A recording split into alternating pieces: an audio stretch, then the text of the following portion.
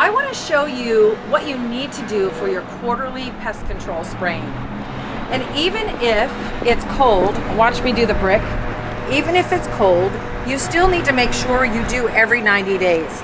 You can see I'm only going up on the brick a few inches, but I do it all the way around on my home or my business.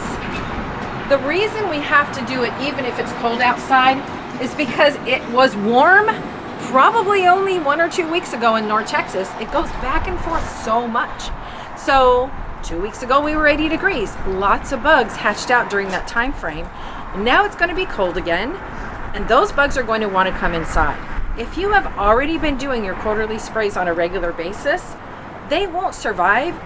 They might get in, but they'll be dead or dying, or they may not make it in at all, and that's your goal. So not only should you be doing those quarterly sprays, do along the windowsills too, hit your eaves, but also if you have weep holes that have a good size opening, come and get some of our copper wire mesh and stuff it in there. There's a couple other things you could do that are extra steps, but your basics is your spraying. Just make sure you do that quarterly spraying. Just put it on your calendar. That way, when it gets cold and bugs try to move in, no matter what time of year it is, you'll be good to go, and you won't be complaining that you're having visitors during the holidays, for instance. So thanks from Do It Yourself Pest and Weed Control.